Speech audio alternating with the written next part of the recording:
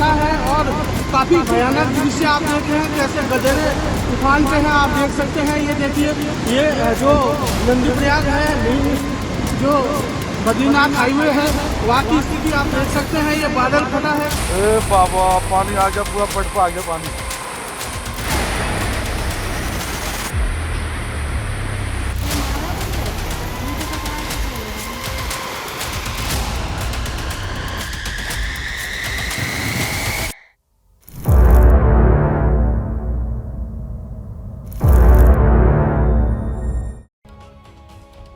कल यूपी और बिहार में मौसम ने अचानक ऐसी करवट ली कि बारिश, आंधी और तूफान की वजह से 70 से ज्यादा लोगों की मौत हो गई है।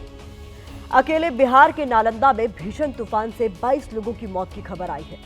लालू यादव के बेटे तेजस्वी यादव ने बिहार में आंधी तूफान से हुई 50 से ज्यादा मौतों की पर संवेदना व्यक्त की है। पिछले 3 दिन से बिहार में मौसम मौत बन गया है। आज फिर दिल्ली एनसीआर से लेकर यूपी तक मौसम ने रौद्र रूप दिखाया है। लेकिन सवाल यह है कि क्या आंधी तूफान और अप्रैल में ओले गिरना सामान्य है? क्या यह हर साल होता है? तो उसका जवाब है नहीं।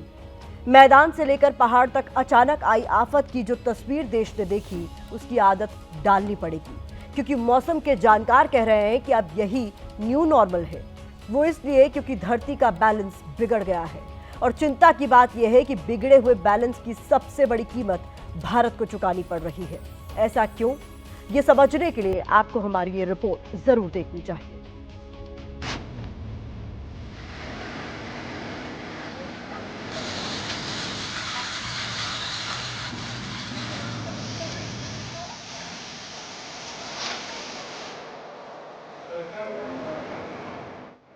अभी अभी अपनी स्क्रीन पर आपने तबाही का जो ट्रेलर देखा, उसकी वजह क्या है?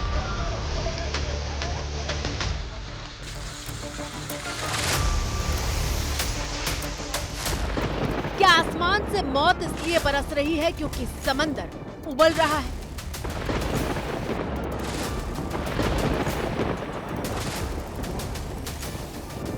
क्या बिन मौसम बरसात के बाद बर्बादी इसलिए पसरी दिखाई दे रही है क्योंकि पृथ्वी का तापमान बढ़ गया है?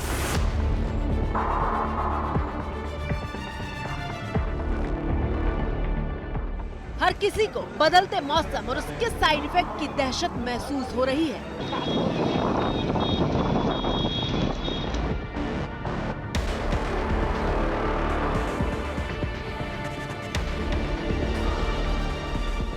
जब गर्मी पड़ती है तो इतनी पड़ती है कि लगता है कि धरती का सीना फट जाएगा, और जब बारिश होती है तो ऐसी होती है कि लगता है कि सैलाब आ गया है जो अपने साथ सब कुछ बहा कर ले जाएगा।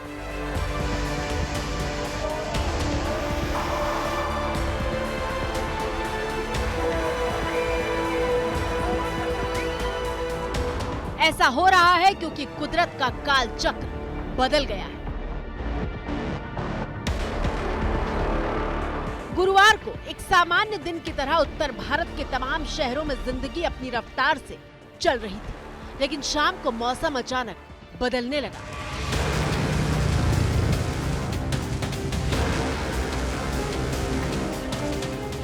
ऐसा बदला कि पहले तो आसमान में धूल का गुबार छा गया और फिर सड़क पर मौजूद गाड़ियों का आगे बढ़ना नामुमकिन साबित होने लगा।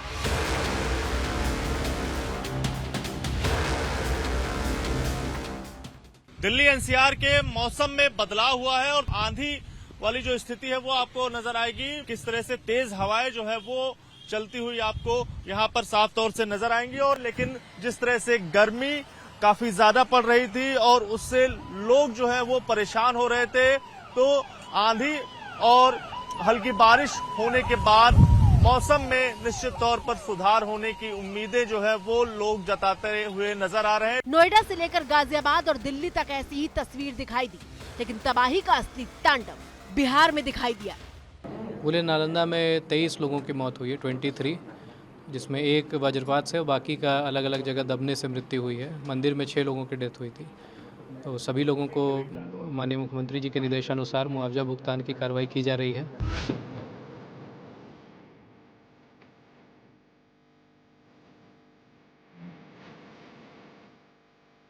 तस्वीरें बिहार के नवादा की है, जहां तेज आंधी ने दिन में रात का अंधेरा कर दिया था। हवा की रफ्तार इतनी तेज थी कि सड़क पर गाड़ियों की रफ्तार में ब्रेक लग गया था।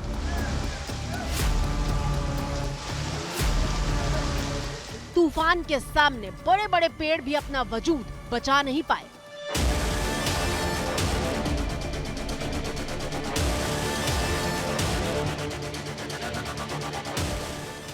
सबसे बड़ी मार किसानों पर पड़ी, जिनकी खेत में तैयार खड़ी गेहूं की फसल पूरी तरह बर्बाद हो गई।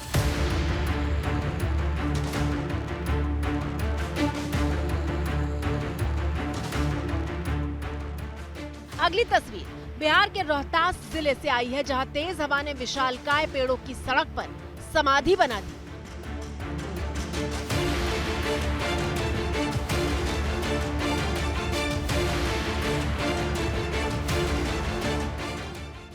कहीं पेड़ उखड़े तो कहीं बिजली के खंभे गिर पड़े, और यहाँ भी मुसीबत किसानों की हुई, जिनकी मेहनत पर बारिश ने पानी फेर दिया।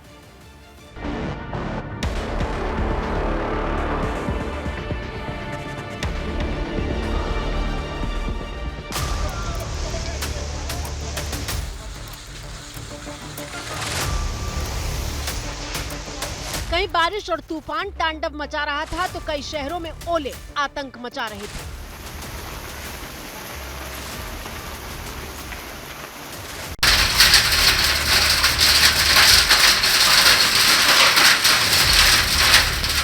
मध्य प्रदेश के मुरैना में तो पूरे 5 मिनट तक आसमान से ओले बरसते रहे।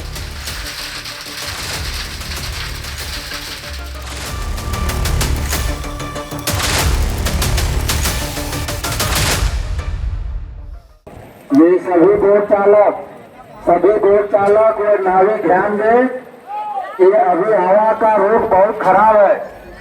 अब सवाल ये है कि कुदरत बार बार अपना रौद्र रूप क्यों दिखा रही है? तो जवाब है एक्सट्रीम वेदर। एक्सट्रीम वेदर यानी गर्मी के मौसम में रिकॉर्ड तोड़ गर्मी, बारिश के मौसम में तबाही मचाने वाली बाढ़, और सर्दी में इतनी ठंड कि पिछले तमाम रिकॉर्ड टूट जाए। पिछले 50 वर्षों में ग्लोबल साउथ से लेकर के जो अल्प विकसित देश थे वो भी विकासशील होने लगे। उद्योगों का अंधाधुंध विकास हुआ, जिससे बड़े पैमाने पर ग्रीन हाउस गैसेस का उत्सर्जन हुआ, और ये उत्सर्जन ग्लोबल वार्मिंग के रूप में आज परिवर्तित हो रहा है। और यही कारण है कि जो एक्सट्रीम वेदर कंडीशन है, एक्सट्रीम वेदर कंडीशन के साथ साथ वेदर एनॉमलीज और साथ में क्लाइमेट चेंज का प्रभाव अब प्रत्यक्ष रूप से देखा जा रहा है।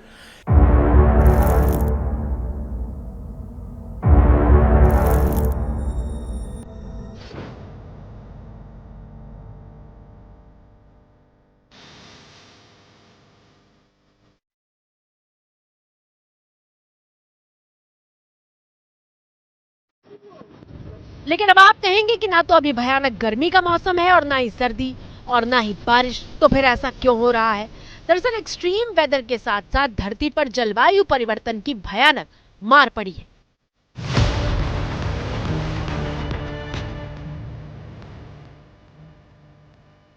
इस बार दिसंबर जनवरी आया, लेकिन उसने बिल्कुल नहीं सताया, क्योंकि सर्दी का इंतजार करते करते 2 महीने गुजर गए, लेकिन ठंड नहीं पड़ी। इसके बाद आया फरवरी का महीना, और फरवरी में ही गर्मी का एहसास होने लगा। मार्च तक तो लोग गर्मी से छटपटाने लगे।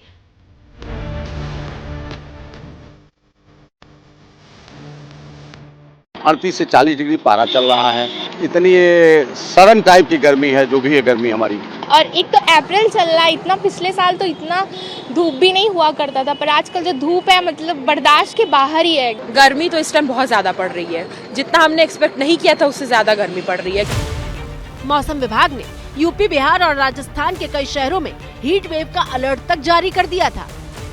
सर गर्मी बहुत कड़ाके की पड़ रही है, बहुत ज्यादा। अभी यार जून में वो अप्रैल में हाल है, तो मई जून में क्या हाल होंगे? अभी भी कितनी भयंकर धूप है, 4 बजे हैं, फिर भी बहुत हालत खराब है। पिछली बार से ही हो रहा है, गर्मी बढ़ती जा रही है। पिछली बार कितनी बारिश हुई थी, उसके कंपैरिजन में भी सर्दी इतनी नहीं हुई, और गर्मी तो उल्टी ज्यादा होती जा रही है। ऐसा फीलिंग है अभी अप्रैल स्टार्ट ही हुई है और बहुत ज्यादा गर्मी पड़ रही है। निकलना ही, घर से बाहर निकलना इतना दूभर हो रहा है कि बहुत परेशानी होती है आने जाने में। लेकिन अप्रैल में मौसम ने ऐसी पलटी मारी कि सिर्फ एसी बंद नहीं हुए बल्कि अधिकतम तापमान सीधे 40 डिग्री सेल्सियस से 32 डिग्री सेल्सियस तक लुढ़क गया।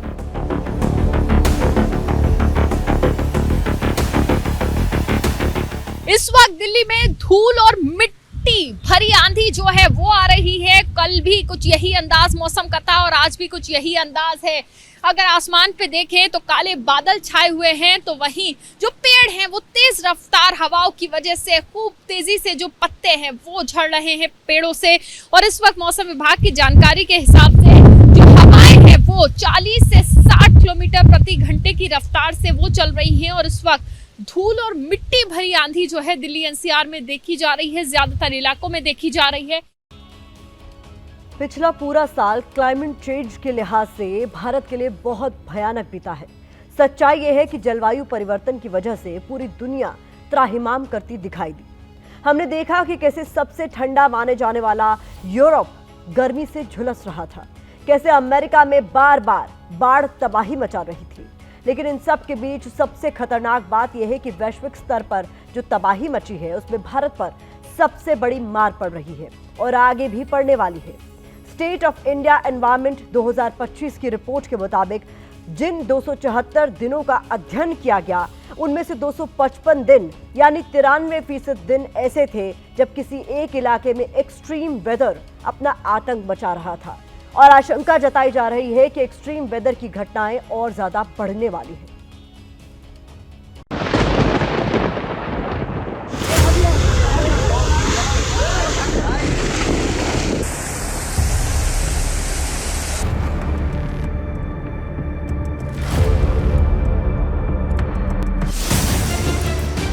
साल 2024 जब ना तो मैदान मौसम की मार से बच पाया और ना ही पहाड़ ही खुद को सुरक्षित रख पाया था। ये ट्रक पूरा बाढ़ में रे, वो ट्रक गया ना, ट्रक गया, ट्रक नहीं है कुछ अलग है। वो कुछ रहा होगा यार, वो पूरा दुकान गया उनका, फर्नीचर दुकान। राजस्थान से लेकर गुजरात तक को सैलाब में डूबते हुए देखा गया।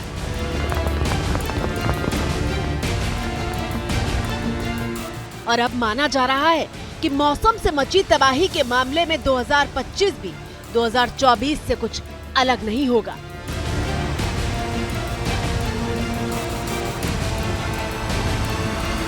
बादल फटा है और काफी भयानक दृश्य आप देख रहे हैं, कैसे गधेरे तूफान। आपकी स्क्रीन पर मौजूद तस्वीरें उत्तराखंड के चमोली से आई हैं, जहां बादल फटने के बाद आवाज में दहशत साफ महसूस की जा रही है। देख सकते हैं ये बादल फटा है।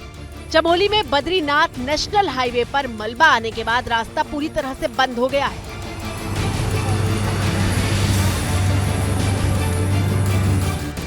केदारनाथ हाईवे की तस्वीरें भी बारिश के बाद बदली हुई हैं।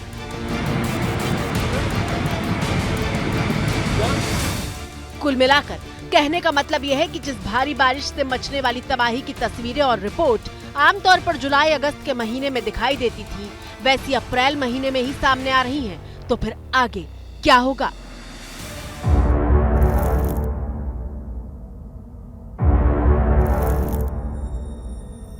या मानव आधारित जलवायु परिवर्तन जो है उससे पूरे विश्व का जो तापमान है उसमें लगातार वृद्धि होती जा रही है और इस वृद्धि की वजह से जो जितने भी मौसमी तंत्र हैं वो अनिश्चित और अप्रत्याशित तो हो ही गए हैं। साथ ही जो मेघों का निर्माण पहले होता था उसमें जो तूफान लाने वाले मेघ हैं जिन्हें क्यूमुलोनिम्बस मेघ कहा जाता है, उनकी मात्रा में भी लगभग 80% की वृद्धि हुई है। ऐसे में हम देख रहे हैं कि अनिश्चित मौसम, अप्रत्याशित मौसम, क्यूमुलोनिम्बस मेघ अधिक होना, इसकी वजह से बिजली गिरने की घटनाएं हो रही हैं और साथ ही साथ मौसम जो है वो बहुत ही आक्रामक हो गया है।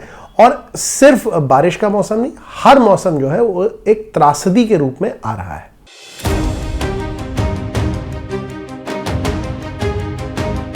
भारतीय मौसम विभाग ने पहले ही इस बार गर्मी की जल्द दस्तक का ऐलान कर दिया है। इस बार बहुत ज्यादा गर्मी पड़ने वाली है। मौसम विभाग के मुताबिक हीट वेव की संख्या दोगुनी होगी। अप्रैल से जून के महीने में लगातार 5 से 6 दिन लू चलती है, लेकिन इस बार 10 से 12 दिनों के कई दौर आ सकते हैं। अगर हीट वेव की संख्या बढ़ती है तो साल 2025 अब तक का सबसे गर्म साल होगा। मैदानी इलाके में तापमान अगर 40 डिग्री सेल्सियस से ऊपर हो तो उसे हीट वेव में गिना जाता है। जो वेदर की शिफ्टिंग हो रही है, वेदर शिफ्ट होकर के जो ग्रीष्मकाल शुरू होता था चल करके सितंबर अक्टूबर तक खत्म हो जाता था, वो अप्रैल शुरू होकर के सीधे अक्टूबर तक फैला हुआ है। साथ में जो हिमपात दिसंबर जनवरी में होता था वो फरवरी मार्च में हो रहा है। तो कहीं न कहीं वेदर साइकिल एनामलीज हो रहा है, स्पेशियल एनामलीज हो रहा है। इसके साथ साथ जो चरम घटनाएं घट रही हैं, आंधी, तूफान, ओलावृष्टि, वज्रपात होना, स्नोफॉल होना, कुछ समय से स्नोफॉल होना, अधिक बादल का फटना और अधिक से अधिक बारंबारता साइक्लोन का आना, ये सब कहीं न कहीं एक्सट्रीम वेदर कंडीशन का ही देन है। जरा सोचिए, जब पहले ही साल 2024 सबसे गर्म रह चुका है और 2025 अगर उसका रिकॉर्ड तोड़ देगा तो कैसा त्राहिमाम मच जाएगा। हमारी धरती लगातार कितनी गर्म हो रही है और भारत पर उसका क्या असर पड़ रहा है, उसे आप इस ग्राफिक्स के जरिए समझिए। 2020 में हीट वेव के दिन सिर्फ 42 थे, 2021 में हीट वेव के दिन सिर्फ 36 थे, लेकिन साल 2022 में हीट वेव के दिन अचानक छलांग लगाकर 202 हो गए। 2023 में हीट वेव की संख्या बढ़कर 230 हो गई, जबकि 2024 में हीट वेव के दिन 554 हो गए। जी हाँ, 554। अब आप सोचेंगे कि हीट वेव के दिन आखिर 554 कैसे हो सकते हैं? तो वो ऐसे कि हीट वेव की गिनती कैलेंडर के हिसाब से नहीं बल्कि लू चलने की घटनाओं से होती है। अंतर्राष्ट्रीय नेताओं और एक्सपर्ट्स ने कहा है कि अगर बिगड़ते संतुलन को रोकने के लिए कदम नहीं उठाए गए तो नतीजे बेहद भयावह हो सकते हैं।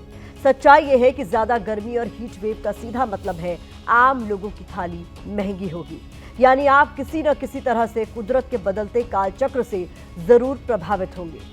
इसके लिए जरूरत है कि हम अपने स्तर पर पर्यावरण को बचाने के लिए जो कुछ भी कर सकते हैं जरूर करें। इसकी बहुत ज्यादा जरूरत है।